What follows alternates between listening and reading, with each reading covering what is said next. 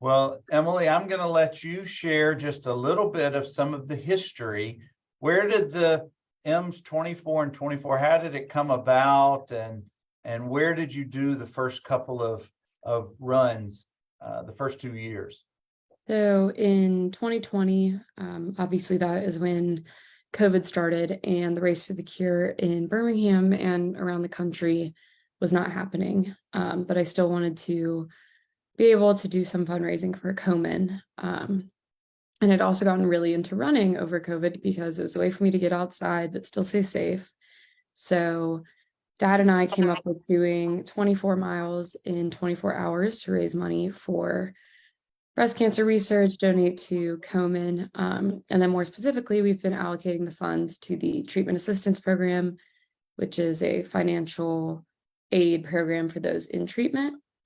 The first 2 years, I did the fundraiser in Athens, Georgia, because I was a student at UGA. And then this past year, I did it in Birmingham, which is where I'm from.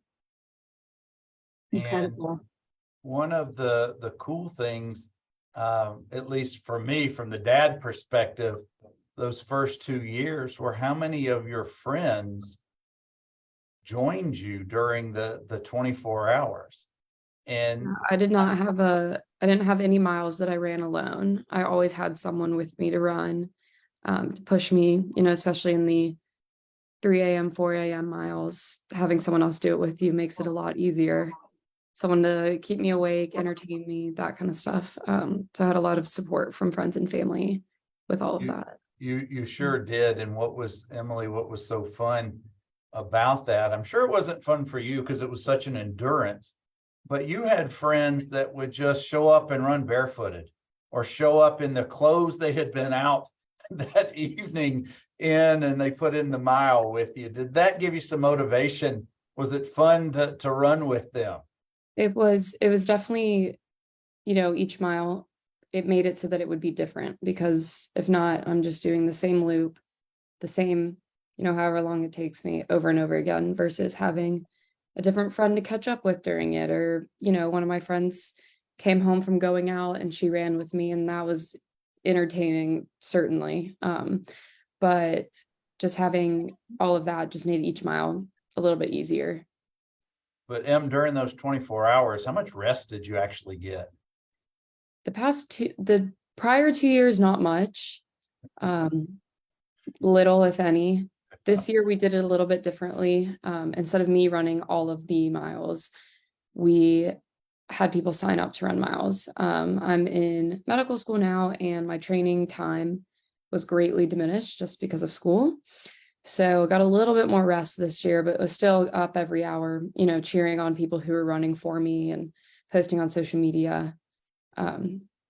So yeah, not a lot of sleep, but definitely worth it. Well, let's talk about that, because this was a really cool endeavor that you came up with, because gosh, how many friends from how many different states and time zones over the 24 hours ended up running with you at different times? Yeah, I don't remember the exact numbers. I think you might have that written somewhere, but from Nashville and DC, New York, all over, Birmingham, Auburn, Atlanta, everywhere. I had people either FaceTiming me while they ran or sending a picture, a video.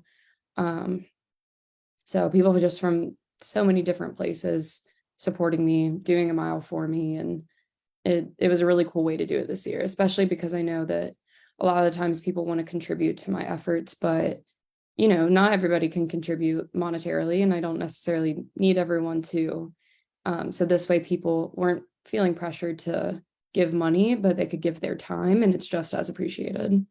It really is. Just the support was first year, it kind of got the ball rolling, but by now it really has been so fun to see how many people have gotten involved. And in fact, for those who are compelled to continue Emily's efforts, I put the link to donate to her site on there. But this first year that you did this, how much money was raised? The first year was a little over 13,000. And then the second year, I think you topped 15. Around 15. And then this year we have another check to show and present. So go ahead and show that, sweetie. Wow. Wow. That's So very good. amazing. The goal was 20. That's right. The goal was 20 and incredible. she topped it this year. And I Unbelievable. think we have a lofty goal set for next year of how much, Em? Oh, I'm not even sure yet. I think I'm gonna have to think through that one and just, but every year my goal is just raise a little bit more and help out a little bit more. So at least over 20,570 for next year. And one of the cool things, the way you set this up, was that the money has been earmarked to stay in our state for a specific program. And it's a program that it's pretty near and dear to our heart. But share a little bit about that UAB-based program. So it's a financial assistance program through Komen that helps women who are getting cure for breast cancer or getting treated with some of the financial hardships, whether that is paying for childcare so that they can make their appointments, or paying for transportation. They may live in one of the more rural places in Alabama, to take them to Montgomery, to Birmingham, to wherever the bigger cancer centers are.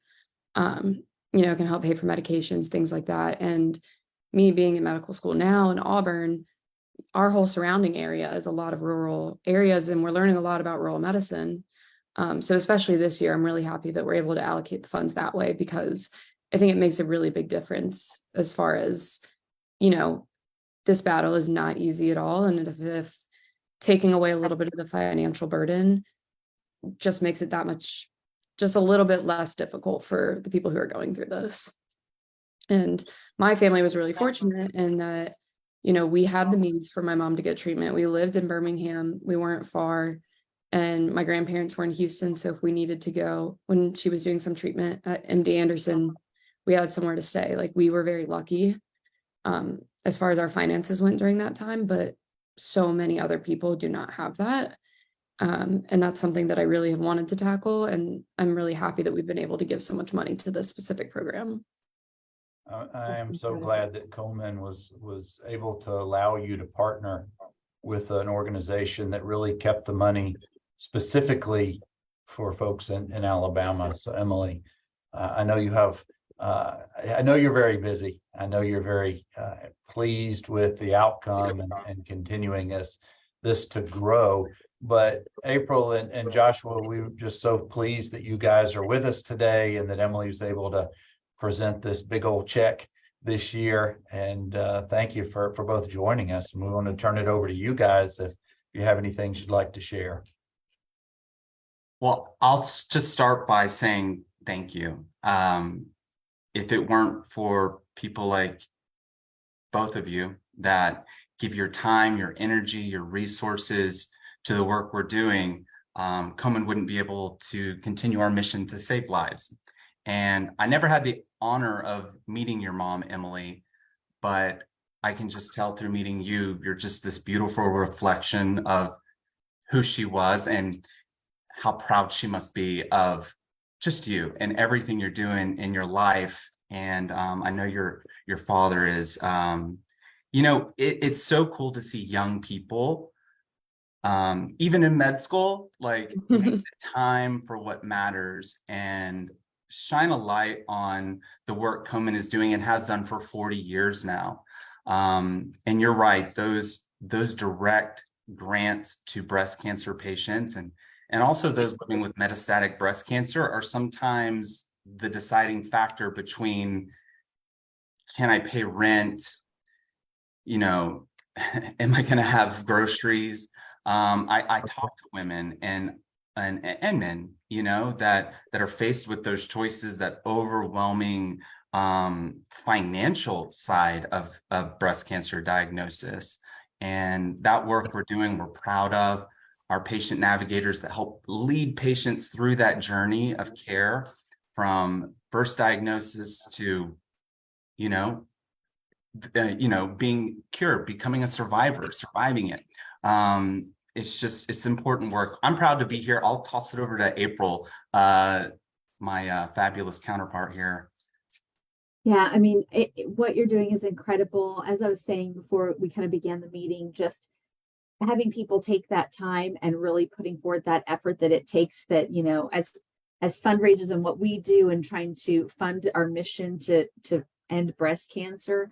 The fact that you're just doing it out of the goodness of your heart to really truly help these women going through this is really incredible, and we're so thankful. Some of the things just to talk about kind of our region and what we have going on in the community. We have a Stand for Her program that's for women of color, that is being launched in large cities. So anyone can find out more information on our website about that. Locally, kind of here in our region for Joshua and I, we have a walk happening in Chattanooga on September 16th. That's at Hamilton Place Mall outside. October 7th, we have a walk in Nashville, greater Nashville area at Cool Springs Galleria. And same thing, it's a mall outside. So if anyone's going to be in the area, would like to come down and join us, we'd love to have you. We are also going to have 2 concerts coming up. One is called Opry Goes Pink, which obviously will be at the Grand Ole Opry. And dates for that will be announced, but that's always a fun time and, you know, a way to celebrate our survivors and fight for the cure that we're trying so hard to attain. And then the other is called Kiss Breast Cancer Goodbye. And this year we actually have Tanya Tucker headlining that. And that's going to be at the Mule House in Columbia, Tennessee. So all fun, amazing events. We're always looking for sponsors for those. And because Joshua and I do cover Tennessee, Mississippi, and Alabama, we are looking to grow and expand for next year into Alabama further, and bring that back, you know, post-COVID, and be able to really be serving and be present in the community. Oh, those are all great. I'll add one more thing to that, April. You know, like what Emily has done, where you had your own idea of how you could make an impact and you kind of created your own fundraiser. We do that as well. We do that all across the country. And are you into pickleball? Are you into tennis? Are you into running? Are you into, I mean, we have woodworking, crafting. There's all kinds of ways by going to Komen.org and just looking at it's called DIY, do it yourself. So you can really custom create a fundraiser that works for you and fits your interests and help a great cause. So. And frankly, for anybody who's looking to recreate what Emily has created, just reach out to either of us. It's pretty easy to set this up, and it's actually fun when you get friends and family, particularly from different parts of the country, to get in and to help you fundraise and to participate. Any thoughts about next spring's event? I know that we have to do it based on your school schedule, Yeah. but any thoughts on that? Can you still hear us? We may have lost your audio.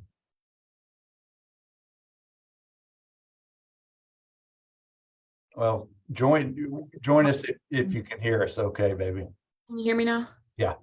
My audio just switched over to my headphones, but I don't know why, because I'm not anywhere near them. But for the future, I think a big thing we're looking into doing is having corporate partnerships. I think there's a big need or want for companies and just bigger organizations to also get involved. And I would love to have, you know, any support that I can take, and even doing things like percentage nights at restaurants and things like that, just expanding the market that I reach for, or the audience that I reach for fundraising. And just, you know, encouraging anyone else to participate with me, do their own version of it. Anything like that, really just continuing to grow each year. Well, Em, I know you've got to get back to your studies, but we wanted to just take some time this morning or this afternoon. Thank Joshua and April for joining us. This is a very happy occasion for both of us to be able to present it. Em, show that check one more time real quick before we get out of here.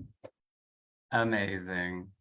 That's a lot of money, y'all. That is a lot of hard work. Thank you to every single person out there who donated to this fundraiser and supported Emily on this mission to do 24 and 24. So Yeah, it's an incredible goal. you rocked it. And you're a redhead like April and I feel the energy, you know.